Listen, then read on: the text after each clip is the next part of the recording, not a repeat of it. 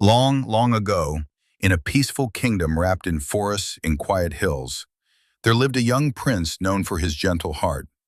While others praised him for his wisdom and kindness, the prince himself felt most at ease when he was alone.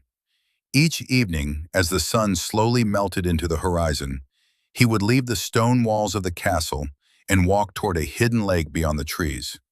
There the air smelled of moss and water, and the world seemed to breathe more softly. The lake was clear as glass.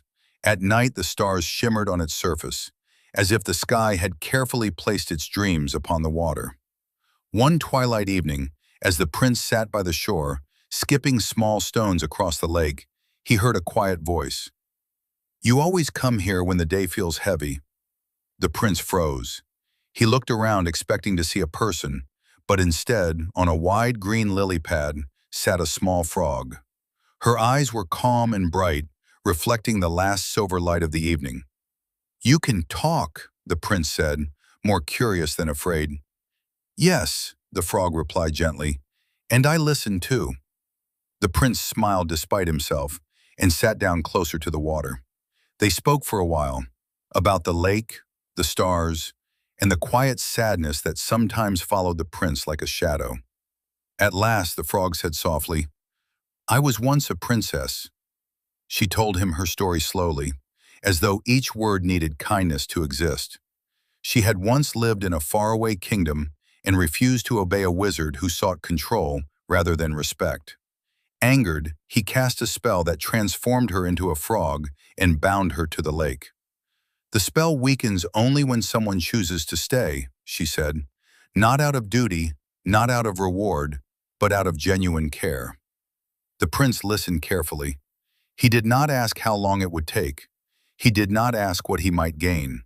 Instead, he said, "Then I will come back tomorrow." And the next day, and the day after that. The seasons slowly turned. The prince brought breadcrumbs and berries, then stories, then books. He read to her when the nights grew long, his voice steady and warm. When rain fell, he shielded her with his cloak. When winter crept close, he lit lanterns along the shore, so the darkness would not feel so deep. Sometimes they spoke for hours. Sometimes they sat in silence, listening to the lake breathe. And in that silence, the magic began to change. The frog princess felt lighter. The lake glowed more brightly. Even the stars seemed to linger longer in the sky. One night, under the fullest moon the forest had seen in many years, the frog princess whispered, "Tonight, the spell will decide." The air shimmered. Moonlight spilled across the lake like silver silk. The prince stood quietly as the glow wrapped around her, gentle and warm. When the light faded, the frog was gone. In her place stood a young woman, her hair dark as night, her eyes bright with wonder and fear. She looked at the prince and asked softly, "If I am no longer who I was, will you still stay?" The prince stepped forward and took her hands. "I stayed before I knew who you were," he said, "and I will stay now."